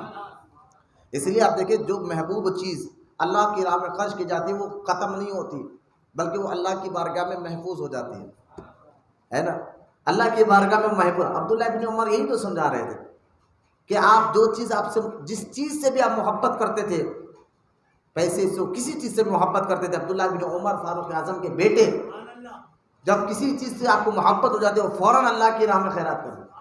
لوگ کہتے ہیں حضور یہ کیا، آپ فلاں چیز سے تو بڑی محبت کرتے تھے اور فوراً آپ اس کو اللہ کی راہ میں دے ڈالتے۔ اور کوئی جس چیز سے آپ کوئی محبت کرتا ہے تو وہ اس چیز کو دور نہیں کرنا چاہتا۔ بھائی آپ جس سے محبت کرتے ہیں اس چیز کو آپ دور کرنا نہیں چاہتے۔ عبداللہ بن عمر فرماتے ہیں میں اس لیے فوراً اللہ کی راہ میں خرچ کرتا ہوں بلکہ وہ دور نہیں، وہ اللہ کی بارگاہ میں دے کر اس چیز کو میں محفوظ کر رکھ دیتا ہوں، محفوظ رکھ دیتا ہوں۔ بولے وہ کیسے؟ بولے یہاں تو وہ بظاہر طور پر چلے جا رہی ہے، اس کا بدلہ اللہ مجھے آخرت میں عطا فرمانے والا ہے۔ لہٰذا یہ بات۔ اب تیسرا سبب کہ بندہ نفسانی خواہشات میں آتا ہے نا، اس کا دل یعنی اپنی خواہش کے لیے تو پیسے خرچ کرے گا، کھانے پینے اور اپنے کپڑوں کے لیے، دوستوں کے، یعنی جو اس کو اچھا لگے خرچ کرے گا، لیکن ماں باپ بیوی بچے اور مساجد میں دینا، مدرسوں میں دینا، وہاں اس کا دل تنگ آ جائے گا۔ اس کی وجہ کیا ہے؟ نفسانی خواہشات۔ کیا ہے؟ نفسانی خواہشات۔ اب نفسانی خواہشات کے بارے میں، نفسانی خواہشات کے بارے میں جو ہے حدیث اللہ پاک قرآن میں بھی ارشاد فرماتا ہے، انا نفس لعمارۃ بالسوء۔ اللہ ارشاد فرماتا ہے بے شک، سورہ یوسف آیت نمبر 53، اللہ ارشاد فرماتا ہے بے شک نفس جو ہے برائی کا بڑا حکم دینے والا ہے۔ انا نفس لعمارہ، نفس امارہ کی بات چل رہی ہے، یعنی بے شک نفس جو ہے تمہیں برائی کا حکم دینے والا ہے۔ لہذا چونچہ خواہشات، یا باہر جاؤ مسجد کے، بیٹھو وہاں آگے جا کے بات کرو بولو فون پہ، پر مسجد میں آواز گونج رہی ان کی، ادھر آگے جاؤ، چلے جاؤ، بولو درود پاک پڑھے اور محبت سے درود شریف پڑھے۔ سستی کاری نہ کرے۔ میں اکثر بیان آپ لوگ جو ہے نا ایسا سننا چاہتے ہیں ڈائریکٹ جنت کی بات بولے، میں ڈائریکٹ جنت نہیں ملے گی، جنت ابا کی جاگیر نہیں ہے کہ آپ کو مرتے کی جنت مل جائے، اس کے لیے کچھ قربانی یا دنیا میں دینا پڑتا ہے۔ ایسا نہیں ہے کہ مریں گے جنت میں چلے جائیں گے، عمل بھی دنیا میں رکھا گیا ہے۔ قرآن سرکار دو عالم صلی اللہ تعالیٰ علیہ وسلم سے، مختار کائنات اللہ کے اتنے بڑے محبوب سرکار، مجھے بتائیے اللہ کو حضور سے بڑھ کر کوئی ہے سب سے زیادہ محبت؟ لیکن حضور صلی اللہ تعالیٰ علیہ وسلم رات بھر ٹھہر کر نمازیں پڑھتے ہیں، آپ کے پیر مبارک سجن ہو جاتی تھی۔ سورہ مدثر میں اللہ نے فرمایا محبوب کچھ آرام بھی تو کر لینا، یہاں تک کہ سرکار صلی اللہ علیہ وسلم شعبان کے مبارک مہینے میں کثرت سے روزہ رہا کرتے، اور پوچھا جاتا تو حضور کہتے بھائی یہ مہینہ اعمال اٹھائے جاتے ہیں، تو میں چاہتا ہوں کہ جب میرا اعمال اللہ کی بارگاہ میں پہنچے تو میں روزے کی حالت میں رہوں، یعنی عمل کا جذبہ دے کے حضور کا، کثرت سے روزے رہنا، رات بھر ٹھہر کر اللہ کی عبادت کرتے رہنا، پیر میں سجن آ جایا، یہاں تک کہ جنگ خندق میں جب گڑھے کھودے جا رہے تھے، حضور صلی اللہ تعالیٰ علیہ وسلم اپنے ہاتھ سے مٹی اٹھا کر پھینکا۔ صحابہ کہتے ہیں حضور ہمارے ماں باپ قربان، ہم ہیں غلام آپ کے، ہم کام کر لیں گے۔ تو حضور فرماتے تھے کہ میرے صحابہ کیا میں اجر میں اللہ کے یہاں میں بھی اجر پانے والا نہیں بن جاؤں، یا اللہ بھی مجھے اجر دینے والا بنے، میں بھی تو کام کروں، نیکی کا کام کروں۔ تو نیکی کے کام میں حضور اتنے، اس لیے اللہ قرآن میں حضور کے بارے میں اللہ نے نہیں فرمایا حریص لہو، یہ حریص ہے نیکی کے کام میں، سب سے زیادہ نیکی کی، سمجھانے کے لیے کہہ رہا ہوں، ذرا غور کریں، نیکی کی لالچ اور نیکی کرنے کا اگر سب سے زیادہ کسی کو جذبہ تھا تو وہ حضور کی ذات مبارکہ ہے۔ وہ یار اب ہم کہہ رہے ہیں ہم کو پیر بچا لیں گے، نسبت آ گئی، ختم ہو گیا، سب دیکھ لیں گے، یہ شیطان اور نفس کا بہت خطرناک وار ہے۔ حضرت ربیعہ کو سرکار دو عالم صلی اللہ تعالیٰ علیہ وسلم نے فرمایا تھا اے ربیعہ مانگ کیا مانگتا ہے؟ جب انہوں نے کہا تھا حضور آپ کے ساتھ جنت میں رہنا چاہتا ہوں، تو حضور نے فرمایا ٹھیک ہے میں تو جنت دوں گا لیکن نماز سے میری مدد کر، یعنی جنت تو میں لے جاؤں گا لیکن اس کا مطلب یہ نہیں کہ تو عبادت چھوڑ دے، اس کا مطلب یہ نہیں ہے حضور تو کہہ رہے ہیں لے جاؤں گا، اس کا مطلب یہ نہیں کہ تم عبادت چھوڑ دے، عمل کرنا چھوڑ دے کہ میں تو اب جنتی بن گیا، اب مجھے عمل کی ضرورت ہی کیا ہے، نہ، سرکار نے فرمایا نماز کے ذریعے میری مدد کر۔ اطاعت کا جذبہ اپنے اندر رکھے آپ، اللہ اس کے رسول کی اطاعت کا جذبہ رکھے، پھر یہ داڑیاں بھی کام آئے گی، یہ نمازیں بھی کام آئیں گے، اخلاص ہمارے اندر رکھے، دل کو نرم بنائے۔ نفس جو ہے نا آپ کو غلط جگہ دیکھیں، نفس جو ہے، نفس ہے کیا؟ تو آپ کے جسم میں ایک شے ہے، وہ نفس جیسا کہ انسان، حضرت داتا گنج بخش لاہوری رحمۃ اللہ تعالی علیہ فرماتے ہیں اپنی کتاب جو ہے کشف المجوب میں، داتا صاحب فرماتے ہیں کہ انسان کیا ہے پہلے سمجھے، تو آپ نے فرمایا انسان کہتے کس کو ہے یہ پہلے آپ سمجھو۔ داتا صاحب فرماتے ہیں تو ہم انسان کس کو کہتے ہیں؟ بولے بھائی جس کے اندر جسم اور روح، جسم کے ہو اور روح بھی ہو، اسی کو انسان کہتے ہیں. دو چیز کے مجمع کا نام بندہ ہے، انسان ہے. روح اور بدن، روح اور جسم، یہ دو چیز مل جائے تو اسی کو انسان کہتے ہیں، اسی کو بندہ کہتے ہیں. داتا صاحب کہتے ہیں نہیں. بولے کیوں؟ بولے اگر روح جسم سے نکل جائے، ایک بندہ مر جائے تو ہم کیا کہتے ہیں؟ فلاں انسان مر گیا. تو اب بھی تو انسان کہا جا رہا ہے. روح نکل گئی جسم سے ہے. ہم یہ سمجھ رہے ہیں کہ روح اور بدن کا تعلق کا نام انسان ہے. داتا صاحب یہ کہہ رہے ہیں نہیں، اگر جسم سے روح نکل جائے گا، آدمی مر بھی جائے تو ہم کیا کہتے ہیں؟ فلاں انسان مر گیا ہے. ابھی بھی انسان کہا جا رہا ہے، روح نکلنے کے بعد بھی، روح نکلنے کے بعد بھی اس کو انسان کہا جا رہا ہے. بات سمجھے؟ تو لوگوں نے حضور سے پڑھا، حضور آپ بتائیں پھر انسان کہتے کس کو ہے؟ تو داتا صاحب کہتے تم کہہ رہے ہو کہ انسان دو قسم کا مجموعہ ہے، روح اور جسم. بولے ہاں. داتا صاحب کہتے نہیں، انسان تین قسم کا مجموعہ ہے، روح، جسم اور نفس. دادا صاحب کہتے نفس ہے تمہارا جو نفس، اور فرماتے ہیں نفس جو ہے نا، اس نفس تمہارے اندر ایک جیسا روح ہے نا، اس کے ساتھ ایک نفس بھی رکھا گیا ہے. اب نفس کے بارے میں علامہ تفتدانی رحمۃ اللہ تعالی علیہ نے، دیگر مفسرین نے کہا، جب ان سے پوچھا گیا، اللہ قرآن میں کہہ رہا ہے نا نفس کے بارے میں. اب یہ جو آیت میں نے پڑھی ہے، بے شک نفس برائی کا حکم دیتا ہے، سورہ یوسف کی آیت. تو نفس ہے، قرآن کی آیت آ گئی نا. نفس کے بارے میں جب اللہ خود فرما رہا ہے سورہ یوسف میں کہ نفس تمہیں برائی کا حکم دیتا ہے، تو مفسرین سے پوچھا گیا کہ نفس کہتے کس کو ہے؟ نفس جب قرآن میں اللہ کہہ رہا ہے نفس تمہیں برائی کی طرف بلاتا ہے، تو مفسرین سے پوچھا گیا نفس کہتے کس کو ہے؟ تو علامہ تفتدانی رحمۃ اللہ تعالی علیہ، دیگر مفسرین نے فرمایا نفس روح کو کہتے ہیں. نفس کس کو کہتے ہیں؟ روح کو کہتے ہیں. جب یہ بات داتا صاحب نے سنی، داتا صاحب نے فرمایا نہ، وہ لوگ نفس کے بارے میں کیا جانے، نفس روح کو نہیں کہتے. نفس کے بارے میں ان سے پوچھو جو پریکٹیکل طور پر اس سے گزر کر چلے ہیں. ورنہ اولیاء سے پوچھو، بزرگان دین سے پوچھو، پیر و مرشد سے پوچھو. نفس روح کو نہیں کہتے ہیں. داتا صاحب علامہ تفتدانی کی بات کو رد کرتے ہوئے کہتے نا، نفس جو ہے نا روح کو نہیں کہتے، بلکہ روح ایک ہے، بدن ایک ہے، اور اسی روح اور بدن کے بیچ میں نفس کو بھی اللہ پاک نے رکھا ہے. نفس کو بھی اللہ پاک نے رکھا ہے. یہ تین قسم کا انسان. اس لیے قرآن میں اللہ کیا کہتا ہے؟ کلو نفس ذائقۃ الموت. دیکھیں کیا دلائل داتا صاحب دے رہے ہیں.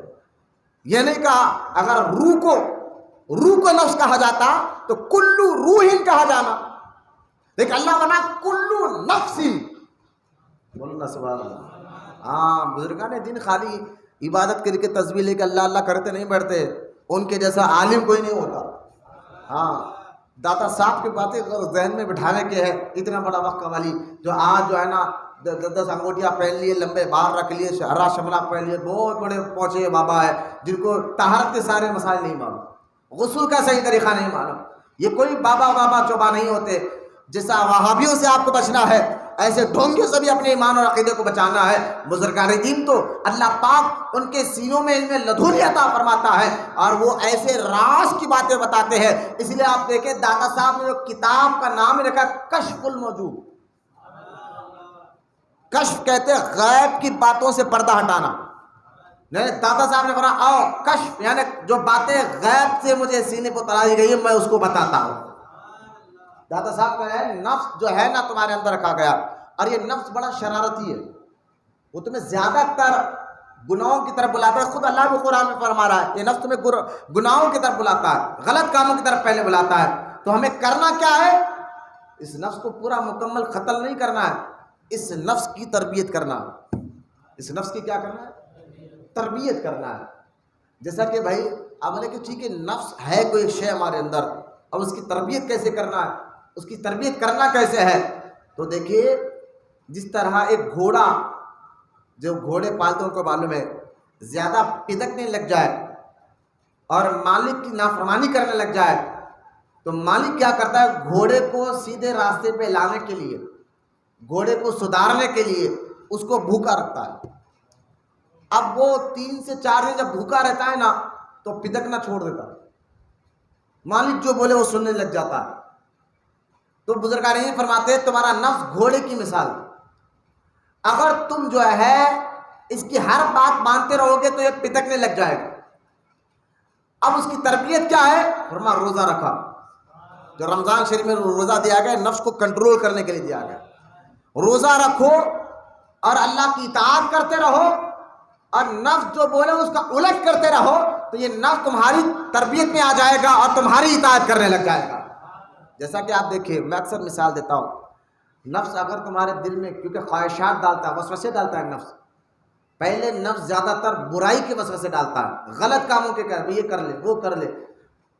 تو بزرگان فرماتے ہیں جو نفس تمہارے دل دماغ میں خیال ڈالے، اگر دیکھیں خیال جو دل دماغ میں خیال ڈالتے ہیں، وہ خیال ڈالنے والے کو اگر دیکھا جائے تو القاء کہتے ہیں۔ کیا کہتے ہیں؟ القاء۔ اب القاء کیا ہے؟ تو غوث اعظم فرماتے ہیں، میں ذرا خصوصی آپ سلسلہ قادریہ والوں، غوث اعظم فرماتے ہیں تمہارے، دیکھیے عبداللہ بن مسعود رضی اللہ تعالیٰ عنہ سے حدیث پاک کو سرکار دو غوث اعظم نے لکھے، فرماتے عبداللہ بن مسعود نے کہ تمہارے ساتھ 2 شے ہے، ہر انسان کا کتنی چیزیں؟ 2، اور ایک شیطان ہے اور ایک فرشتہ ہے۔ فرشتہ تمہیں نیکی کا خیال ڈالتا ہے اور شیطان تمہیں برائی کا خیال ڈالتا ہے۔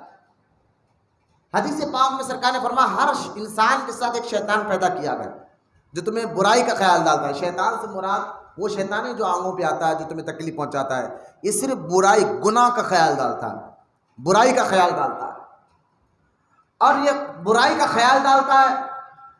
حدیث پاک میں سب صحابہ جو حضور نے فرمایا ہر انسان کے ساتھ شیطان پیدا ہوا، صحابہ نے پوچھا حضور آپ کے ساتھ بھی؟ فرمایا ہاں، لیکن وہ شیطان مجھے دیکھ کر ایمان لا لیا جو آپ کا۔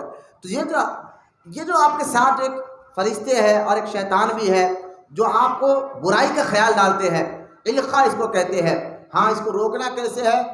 تو غوث پاک فرماتے ہیں کہ تم اللہ کی پناہ مانگتے رہو، اور تعوذ کے بارے میں فرماتے اعوذ باللہ من الشیطان الرجیم، جو اس کا معنی ہے نا اے اللہ ہم شیطان مردود سے تیری پناہ چاہتے ہیں، تیری پناہ چاہتے ہیں۔ تو غوث اعظم فرماتے جو ایک مرتبہ اس تعوذ کو پڑھ لے، کیونکہ شیطان کے پاس 370 ہتھیار ہے جو تمہیں اس ہتھیار کے ذریعے تمہیں بھٹکاتا ہے، اس کے ذریعے سے تمہارے ذہنوں کو بھٹکاتا ہے۔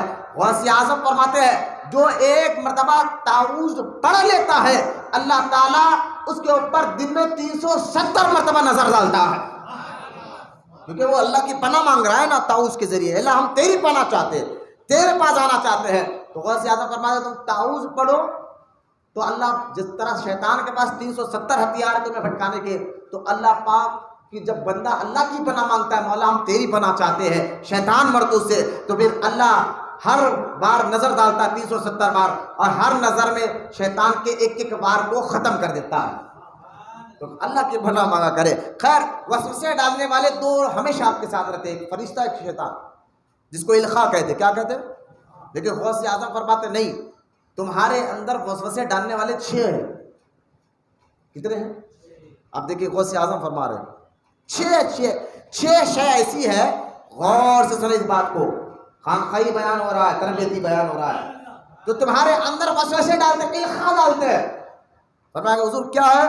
فرمایا نفس ہے، شیطان ہے، روح ہے، ملائک ہے، عقل ہے اور یقین ہے۔ کیا کیا 6 چیزیں غوث اعظم نے فرمایا؟ شیطان، نفس، روح، ملائک، عقل اور یقین۔ پھر غوث اعظم کی تشریح بڑی پیاری کر رہے ہیں، تمہارے اندر یہ 6 چیزیں ہمیشہ خیال ڈالتے رہتے، کبھی روح، کبھی نفس، کبھی شیطان، اور اس کی پہچان بھی غوث اعظم نے بتایا۔ غوث اعظم فرماتے ہیں نفس اور شیطان، اگر نفس کی تربیت نہیں ہوئی ہے، مطمئنہ نہیں کیا، تو نفس زیادہ تر نفس امارہ ہوتا ہے۔ دیکھیں نفس 3 قسم کے ہوتے ہیں بندے کے اندر، اس کی عادت ہے نفس امارہ، نفس لعامہ، نفس مطمئنہ۔ نفس امارہ کے بارے میں سورہ یوسف میں اللہ نے فرما دیا انا نفس الامارہ، بے شک نفس برائی کا۔ اب آپ کو بتا چلے گے تین نفسوں میں ہمارا نفس کیا ہے، کس مقام پر ہم ہے؟ تو نفس امارہ کے بارے میں بزرگان دین فرماتے ہیں کہ نفس امارہ وہ ہے جو تمہیں ہمیشہ، جس بندے کے اندر یہ نفس ہو نفس امارہ، تو وہ ہمیشہ گناہ کرتا ہے، ہمیشہ غلط کام کرتا ہے، نہ اس کو نیکی کی توفیق ہی نہیں ملتی، وہ ہمیشہ غلط، حرام، ناجائز کام، شراب، زنا، سود خوری، مارا توڑی، ہمیشہ جو بندہ غلط کاموں پر ہے تو سمجھ جاؤ اس کے نفس امارہ اس کو لگا ہوا ہے۔ اور ایک ہے نفس لعامہ، نفس لعامہ، اور ایک بندہ اس نفس کو تربیت کر کر تھوڑا نیک بناتا ہے، تو جس کو یہ نفس آتا ہے نفس لعامہ، تو وہ بندہ نیکی بھی کرتا ہے اور گناہ بھی کرتا ہے، نیکی بھی کرتا ہے اور گناہ بھی کرتا ہے۔ تو سمجھو کہ ہم نفس لعامہ کے مقام پر ہے۔ اور ایک ہے نفس مطمئنہ، بولو نا سبحان اللہ۔ یہ درگاہ شریف میں کوئی لیڈیز گئی تو کبھی اسرار درود پاک پڑھے تو اتر گئے۔ نفس مطمئنہ اس کو کہتے ہیں جو ہمیشہ نیکی کرتے رہتے ہیں، جو اولیاء کرام ہیں، بزرگان دین ہے، کیونکہ انہوں نے اپنے نفس کو تربیت دے کر سدھار لیا ہے۔ اس لیے بزرگان دین فرماتے ہیں اگر نفس تمہیں بھٹکائے اور کوئی خواہش ڈالے تو اس کی خواہش پوری کرنے کی تم فیس طلب کرو۔ نفس کو سدھارے کیسا؟ ایک تو روزہ رکھنا، اور دوسرا نفس جو بتائے، جو خیال ڈالے، اس کی آپ فیس طلب کرو۔ بولے کیسا؟ مثال کے طور پر آپ کے پاس پیسے ہے، اب نفس خواہش ڈالے چلنا بھائی پیسے بھی ہے تیرے خود کے حلال کمائی کے پیسے ہے، چلنا بریانی کھا لے، تو اپنے آپ جب یہ خواہش پیدا کرے نفس اپنے اندر بریانی کھانے کی، فلاں میٹھا کھانے کی، تو نفس کو کہنا ٹھیک ہے کھاؤں گا لیکن پہلے 2 رکعت نفل پڑھوں گا، ٹھیک ہے کھاؤں گا لیکن پہلے 100 مرتبہ درود پڑھوں گا۔ تو نفس خیال جاتا نہیں پہلے پڑھ لے بعد میں، پہلے کھا لے بعد میں پڑھ لینا، تو آپ اپنے آپ کو کہنا نہیں پہلے پڑھوں گا بعد میں کھاؤں گا۔ حرام خواہش تو نفس کی پوری کرنا ہے ہی نہیں، زنا، شراب، سود، اپنا خیال چھوڑو یار، جو ہوتا اللہ دیکھا جائے گا، یہ شیطان اور نفس میں بار بار کہا ہے چھوڑو، اللہ ہے نا، اللہ معاف کر دے گا، چھوڑو جو ہوتا دیکھا جائے گا، یہ سب دیکھتے ہوئے رہیں گے تو ہم بھی بھوکے رہیں گے، بیوی بچے یہ بھوکے رہیں گے۔ ایسا نہیں ہے، اللہ وعدہ کر چکا ہے کہ تم اللہ کی راہ میں خرچ کرو، اس کے بتائے راستے پر چلو، اللہ کہتا میں وعدہ کرتا تمہیں ضرور عطا فرماؤں گا۔ لہذا نفس سے فیس طلب کرنے والے بنے، کیا بنے؟ فیس طلب کرنے والے بنے، کہ ٹھیک ہے بھائی میں بریانی کھاؤں گا، جبکہ نفس حلال خواہش پیدا کرے تب بھی فیس لے، حرام تو پوری کرنا ہی نہیں۔ اگر اپنے اندر خواہش آ جائے چلو سود کے پیسے لے لیں گے، چلو بھائی فلاں حرام کام کر لیں گے، شراب پی لیں گے ذرا، یہ تو پورا کرنا نہیں ہے۔ اگر جائز خواہش بھی نفس ہمارے اندر ڈالے تو آپ اس کو یہ کہنا کہ ٹھیک ہے میں کروں گا لیکن پہلے 100 بار درود پڑھ لوں۔ تو بزرگان نے فرماتے ہیں اگر تم پہلے درود پڑھ کر پھر بریانی کھانے جاؤ تو کھانا کھانے میں تمہیں نورانیت محسوس ہوگی۔ اگر نہیں، اگر پہلے کھا لو گے ٹھیک ہے بھائی کھا کر آ کر پڑھوں گا، جیسے ہی کھاؤ گے نا پھر نفس تمہیں اور خواہشوں میں ڈالے گا لیکن پڑھنے نہیں دے گا۔ اس طرح اگر آپ نفس سے بار بار فیس طلب کرتے رہیں گے، جیسے کہ غوث اعظم دستگیر رضی اللہ تعالیٰ عنہ فرماتے ہیں ایک دن میرے نفس نے مجھے خواہش پیدا کی کہ تو گوشت کھا۔ غوث اعظم فرماتے ہیں میں نے اپنے نفس سے کہا، غوث اعظم فرماتے بزرگوں کی فیس دیکھی آپ کیسا ہوتی تھی۔ غوث اعظم فرماتے جب نفس نے مجھے خواہش پیدا کی گوشت کھانے کی تو غوث اعظم نے فرمایا ٹھیک ہے کھاؤں گا، اس سے پہلے 2 رکعت میں پوری قرآن پڑھنا چاہتا ہوں۔ کیا بزرگوں کی فیس تھی وہ؟ ہم تو خالی درود پڑھ لیں گے ہماری حیثیت کے مطابق، اولیاء کرام اپنی حیثیت کے مطابق نفس سے جو ہے فیس طلب کرتے تھے۔ غوث اعظم نے فرمایا کہ ہاں کھاؤں گا تیری بات سننا لیکن پہلے 2 رکعت اطمینان سے نماز تو پڑھوں، تو بھٹکانا نہیں، وسوسے نہیں ڈالنا، خاموش رہ، 2 رکعت میں پورا قرآن پڑھوں گا۔ اب جب بزرگان نے بڑے بڑے فیس طلب کرتے تھے اس لیے بزرگوں کو نفس بھٹکاتا نہیں تھا، لہٰذا آپ فیس طلب کرنا آسان ہے زیادہ۔ اب وہ تو اللہ والے تھے، من نے کہا پھر نفس ڈالا، پھر شیطان تمہیں وسوسہ، وہ تو اللہ والے تھے انہوں کر سکتے تھے ہم نہیں کر سکتے۔ میں نے کہا تمہارے لیے 100 بار درود پڑھنا کوئی مشکل کی بات نہیں ہے، 100 بار استغفار پڑھنا کوئی مشکل کی بات نہیں ہے، 2 رکعت نفل پڑھ لینا کوئی مشکل کی بات نہیں ہے۔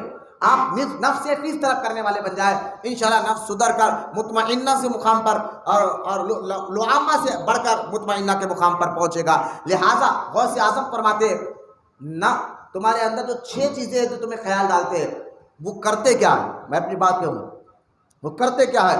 غوث اعظم فرماتے ہیں وہ 6 چیزیں جو تمہارے اندر رکھی گئی ہے، ان میں سے ایک نفس اور ایک شیطان، یہ دونوں تمہیں زیادہ تر برائی کی طرف بلائیں گے، زیادہ تر تمہیں برائی کی طرف، غلط کاموں کی طرف بلائیں گے، غوث اعظم فرماتے ہیں۔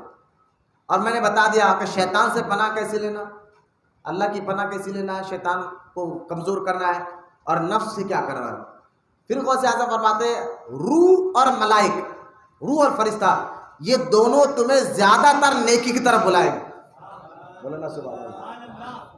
اس لیے بزرگان دین کی روح اور ملائک اتنی مضبوط ہوتی تھی، وہ نیکی کے اونچے مقام پر نظر آتے تھے۔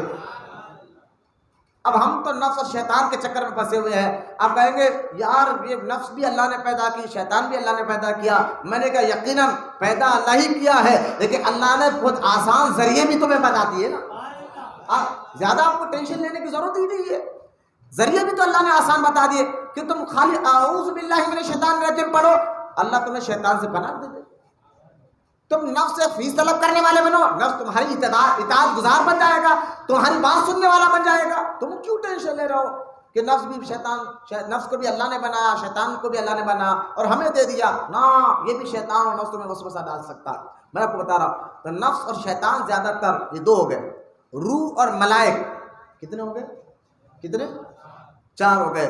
یہ دونوں جو ہے نا تمہیں زیادہ تر نیکی کی طرف بلاتے ہیں، اور جتنی روح مضبوط ہو، جتنے ملائک فرشتہ جتنی بات آپ سنتے ہیں اتنا مضبوطی کے ساتھ انشاءاللہ یعنی یہ 2 چیزیں آپ کو نیکی کی طرف ہی کھینچتے ہیں۔ اب بچے کتنے؟ کیا؟ عقل اور یقین، عقل اور یقین۔ غوث اعظم فرماتے ہیں عقل کبھی شیطان کی باتوں میں آ جاتی ہے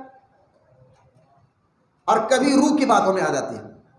تمہاری عقل، کیونکہ اللہ پاک قرآن میں فرماتا ہے ہم نے عقلوں کو اسی لیے پیدا کیا، اور عقلوں کو پیدا رکھ کر ان کو اختیار دے دیا انسان کو کہ تمہاری عقل کے ہم نے تمہیں عقل دیا، تمہیں اختیار دیا، دے کر تمہارے سامنے بتا دیا 2 راستے، یہ گناہ کا راستہ، یہ نیکی کا راستہ۔ اب تمہاری عقل سے تمہیں طے کرنا ہوگا کہ تمہیں کون سے راستے پہ چلنا ہے۔ اللہ نے عقل دیا، اس لیے عقل ایک اختیار ہے تمہارے لیے کہ اللہ نے تمہیں اختیار دیا عقل کے ذریعے، اور تمہارے سامنے 2 راستے بتا دیے، نیکی یہ ہے، گناہ یہ ہے۔ اب اپنی عقل کو صحیح استعمال کر کر نیکی اختیار کرو، یا عقل کو کبھی شیطان اور نفس کے تابع بنا کر گناہ استعمال کرو، یہ تمہاری مرضی ہے۔ تو عقل کبھی ادھر جھکی ہوتی ہے، کبھی ادھر جھکی ہوتی ہے، اور اولیاء اکرام کی عقل جو ہے نا روح اور ملائکہ کے تابع ہوتی ہے۔ اور بچہ کتنا؟ ایک، وہ یقین ہے، بولے نا سبحان اللہ۔ فرمایا یقین کی دولت جسے مل جائے، غوث اعظم فرماتے ہیں ہاں جو مقبول، جو اللہ پر، رسول پر، فرشتوں پر، جنت پر 100، یقین کس کو کہتے ہیں؟ جہاں 100% ہو، شک کا شبہ بھی نہ ہو۔ نہیں 50-50 ہے تو یہ یقین نہیں ہے، جہاں 100% آ جائے وہ یقین ہے۔ اور تو یقین کی دولت جسے مل جائے، غوث اعظم فرماتے ہیں پھر اللہ تعالیٰ اس کو روحانیت کے اعلیٰ مقام پر پہنچا دیتا ہے۔ سمجھے باتوں کو، نفس آئے تو یہ ساری باتیں ہمیں سمجھنا چاہیے۔ نفس بھی ہمیں خرچہ کرنے سے روکتا ہے، اولاد کی تربیت یقیناً، یہ نفس کے بارے میں چند باتیں بتائے۔ اللہ کی راہ میں خرچ کرنے کے لیے ایک اور چیز ہے، وہ ہے بچوں کی، اولاد کے اچھے مستقبل سوچنا۔ دیکھیں اولاد کے لیے اچھا مستقبل سوچنے کے لیے رکھنا کوئی گناہ نہیں ہے، لیکن اسی کے لیے صرف دنیا کما، جس طرح بچے کی دنیا سنوارنے کے لیے آپ مستقبل کرتے ہیں، ان کے بارے میں سوچتے ہیں، اسی طرح ماں باپ پر ضروری ہے کہ ان کی آخرت بنانے کے لیے بھی سوچے۔ اور یہی سب سے اہم کام ہے کہ ماں باپ اپنے بچوں کے آخرت کے مستقبل کا سوچے، دنیا کے ساتھ ساتھ آخرت کے مستقبل کا سوچے، کیونکہ حدیث پاک میں آتا ہے جو ماں باپ جن کے نیک ہوتے ہیں، جن کی اولاد نیک ہوتی ہے، اگر وہ مر بھی جائے نا، ان نیک اولاد کے ذریعے ان کے قبر میں ان کے ماں باپ کو اللہ ثواب پہنچاتے رہتا ہے، نیکیاں ملتے رہتی ہے۔ تو اب بچے کو ہم نے آج، ہمارا حال تو یہ ہو گیا ہے، ایک صاحب تھے، ان کا انتقال ہوگا، باپ کا بیٹا آیا سوٹ ووٹ پہن کر، ٹائی وائی پہن کر، کیونکہ بیٹے کو انہوں نے ڈاکٹر انجینئر بنایا، امریکہ میں تک ان کو پہنچایا، امریکہ میں ان کو جاب ملی۔ اب باپ کو معلوم، بیٹے کو معلوم کہ ابا کا انتقال ہو گیا، اب وہ بڑی مشکل سے، باپ مر گئے لیکن بڑی مشکل سے ان کو ٹائم ملا 1 دن کا، وہ امریکہ سے آئے، باپ کے جنازے میں، باپ کا جنازہ پڑھا جا رہا ہے اور یہ باہر ٹھہرے ہوئے۔ کوٹ پینٹ پہلے گا. بولے کیوں بھائی؟ جنازہ پڑھنے نہیں آتا. میں نے وہی باپ نے تمہیں انجینئر بنایا, ایڈوکیٹ بنایا, ڈاکٹر بنا, تمہیں امریکہ تک سیٹ کرا, لیکن آج تعجب ہے ان پر کہ تمہیں دین کی تعلیم نہیں دیا, تمہیں تمہاری آخرت کے بارے میں نہیں سدھارا. آج زیادہ تر ایجوکیشن فیلڈ میں ہمارے بچوں کو ہم ڈھکلنا چاہیے. انگریزی سیکھو لیکن انگریزیت مت سیکھو, لیکن آج ایجوکیشن فیلڈ میں ان کو ڈاکٹر بنایا, انجینئر بنایا, فلاں بنایا. یہ تو آپ فکر کر رہے ہیں, اس فکر میں تو خرچ کر رہے ہیں, لیکن آخرت کی فکروں کو بنا ہی نہیں رہے, دے نہیں رہے ہیں. تو پھر وہ بچے جو ہے ماں باپ کے نافرمان پیدا ہوتے ہیں. تو آخرت کی فکر کے لیے جو مستقبل بناتا ہے یہ گناہ نہیں ہے. جو صرف دنیا کے بارے میں سوچے یہ غلط ہے, اور یہ کنجوسی ہے. صرف بچوں کا مستقبل دنیا کے حد تک سوچے, یہ بھی ایک جو ہے نا. اور پانچواں اور آخری سبب جو ہے وہ یہ کہ بندہ آخرت کو جب بھول جاتا ہے, قبر کو جب بھول جاتا ہے, تو بندہ صرف مال خرچ نہیں کرتا, نہ کنجوسی اس کے اندر آ جاتی ہے. کہاں خرچ کرنا ہے, کیونکہ آخرت کی بھول. کیونکہ اللہ پاک قرآن میں فرماتا ہے نا, تمہارے ذرے ذرے کا اللہ حساب دینے والا. جو تم خرچ کرتے ہو, رائے کے دانہ بھی اگر خرچ کرو تو اللہ اس کا بھی حساب دے گا. اور تم کر رہے ہو تو جس باتوں پر ہمارا یقین نہیں کر رہا, قبر کا, آخرت کا. اب جب بندہ قبر اور آخرت کو بھول جاتا ہے نا, پھر وہ بندہ جو ہے کنجوس بھی بن جاتا ہے, ہلاک بھی ہو جاتا ہے, ایمان میں کمزور ہو جاتا ہے. آخری ایک حدیث جو صحیح بخاری شریف میں, اب ان تمام چیزوں کو سمجھنے کے لیے میں آپ کو بخاری کی ایک حدیث سمجھا کر بات ختم کرتا ہوں. یہ دیکھیے, یہ ساری ذہن بنے گی کہاں کہ ایک بندے کے اندر خوف خدا آئے, آخرت کا خوف آئے, ایک بندہ اخلاق سے بنے, اچھا بنے, نیک بنے. تو اس کے لیے سب سے بڑا کام کیا کرنا ہے آپ کو؟ بھائی آپ چاہ رہے ہیں نا کہ ہم نیک بنے, آپ چاہ رہے ہیں کہ ہمارے اندر سے کنجوسی کی بیماری ختم ہو. جب اللہ نے فرمایا کہ کنجوس کو اللہ پسند نہیں کرتا, کنجوس کو اللہ جنت میں داخل ہونے نہیں دیتا. اللہ فرمایا قرآن میں نے جو تمہیں مال دیا پھر دینے پر تم میری راہ میں نہیں لٹاؤ گے تو یہ کنجوسی نہیں تو اور کیا ہے. تو اس سے بچنے کا طریقہ کیا ہے؟ ہم نیک بنے کیسا؟ تو نیک بننے کے سب سے پہلا ذریعہ اچھے لوگوں کی صحبت, نیک لوگوں کی صحبت. حدیث پاک میں سرکار نے فرمایا, اگر تم عطر کی دکان پر جاؤ, عطر نہ بھی لو لیکن خوشبو سے تمہارے کو معطر کر دے گا. عطر نہ بھی لو, خوشبو آئے گی. اسی طرح لوہار کی دکان پر جاؤ, آپ کام کچھ بھی نہ کرو, ایک انگارے اٹھا کر تمہارے کپڑے کو تو ضرور کالا کر دے گا. لہٰذا اچھوں کی صحبت تمہیں خوشبو تک لے جاتی ہے, نیک لوگوں کی صحبت نیک. تو پہلا ذریعہ نیک کی صحبت, اچھوں کی صحبت. اسی لیے اچھوں کی صحبت میں سب سے پہلے پیر و مرشد آتے ہیں, علماء اکرام آتے ہیں, مشائخ عظام آتے ہیں, اس کے بعد نیک آدمی آتے ہیں جو نمازی پرہیزگار لوگ ہو, جو جوڑ سے بستے ہو. تو لہٰذا اس لیے تو مرید بنا جاتا تھا نا. اصل مقصد مرید بننے کا یہی ہے کہ ہم اچھوں کی صحبت میں رہ کر ہم بھی اچھے بن جائیں, ہم بھی نیک بن جائیں. اس لیے مرید بنا جاتا تھا, مرید بنانے کا یہی مقصد تھا.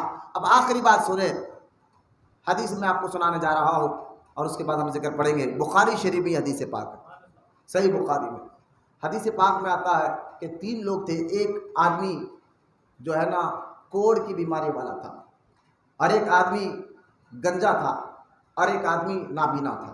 3 تھے بنی اسرائیل میں, 3 قسم کے, کوڑ کی بیماری والا وید دھبے والا, اور ایک آدمی گنجا تھا, اور ایک نابینا تھا, اندھا تھا. تو اللہ تعالیٰ نے امتحان لینے کے لیے ایک فرشتے کو ان کے پاس بھیجا. وہ آدمی پہلے سب سے پہلے کوڑ کی بیماری والے کے پاس آیا, اور فرشتہ انسان بن کر, کیا, اور یہ حدیث بخاری شریف میں ہے, ظاہر ہے کیا, وہ آیا انسان بن کر, آ کر جو ہے اس سے پوچھا بھائی تو چاہتا کیا ہے؟ تو اس نے کہا بھائی میری یہ بیماری ختم ہو جائے, میری یہ بیماری ختم ہو جائے. تو اللہ کے حکم سے فرشتے نے ہاتھ پھیرا تو اس کی ساری کوڑ کی بیماری ختم ہو گئی.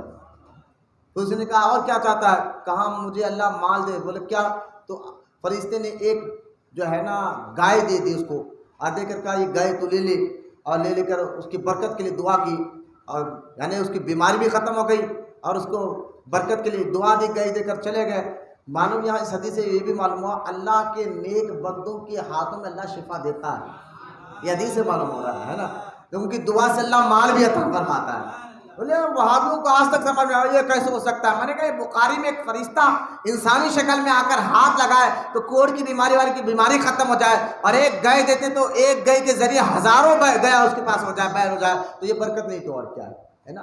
پھر دوسرے کے پاس گیا, دوسرے کے پاس جو ہے گنجا تھا, اس سے کہا تیری خواہش کیا؟ کہا مجھے سر پہ بال چاہیے. فرشتے نے ہاتھ پھیرا, بال آ گئے. اور اس کو ایک حاملہ اونٹ دے دیا، اونٹنی دے دی اور برکت کے لیے دعا کرے، چلے گیا۔ تیسرا وہ نابینا کے پاس گیا، اس کی خواہش کیا تھی؟ بولے میں دیکھنے والا بن جاؤں۔ فرشتے نے ہاتھ لگایا تو روشنی آ گئی، اور اس کو ایک بکری دے دی حاملہ، برکت کی دعا دی، چلے گئی۔ اب وہ کوڑے والے کے پاس ہزاروں کی لاکھوں کی تعداد میں گائے ہو گئے، گنجے کے پاس لاکھوں کی تعداد میں اونٹ ہو گئے، اور یہ نابینا کے پاس لاکھوں کی تعداد، یعنی مال میں بھی برکت ہو گئی۔ اب اللہ تعالیٰ نے ان کا امتحان لیا، دیا کسے؟ اب امتحان بھی اللہ نے۔ اب پہلا والا جو کوڑ کی بیماری تھی، ایک فرشتوں کو اللہ اسی طرح اس کی بھی بیماری تھی، اسی طرح بیماری والا دے کر بھیجا، بظاہر کوڑ کی بیماری کا لے کر آئے، آ کر کہنے لگے یار میں کوڑ کی بیماری ہے، مجھے فلاں ہے فلاں ہے، کچھ مال اللہ کی راہ میں دے۔ غریب، اس نے کہا نہ کچھ نہیں دینا۔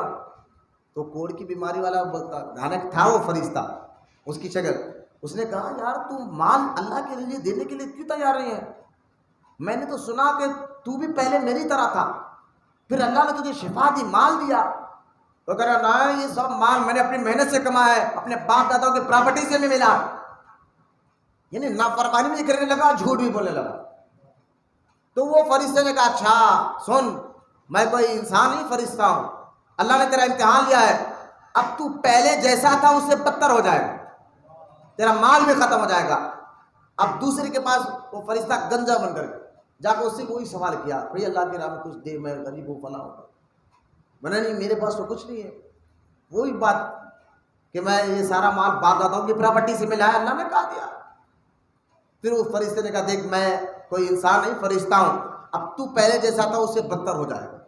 تیسرے نابینا کے پاس نابینا بن کر گئے فرشتے، اور ان سے وہی سوال کیا، تو وہ بڑے نیک تھے، انہوں نے کہا یار یقیناً میں بھی پہلے نابینا تھا، پھر اللہ نے کرم فرمایا، مجھے روشنی عطا فرمائی، یہ سامنے میرے بکریاں ہیں، اللہ نے عطا فرمایا، برکت عطا فرمائی، لے اس میں سے جتنا چاہے لے۔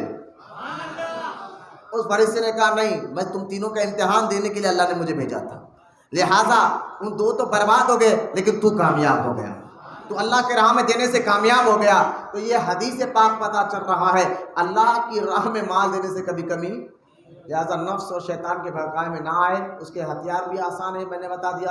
اللہ کی بارگاہ میں دعا کرتا ہوں مولا کہنے سننے سے زیادہ ہم سب کو عمل کی توفیق عطا فرمائے۔ اللہ تعالیٰ ہمارے ظاہر باطن جسم روح دل کو پاک بنائے، اور ہمارے دلوں میں علم نافع کو داخل فرمائے۔ وما علینا الا البلاغ والحمد للہ رب العالمین۔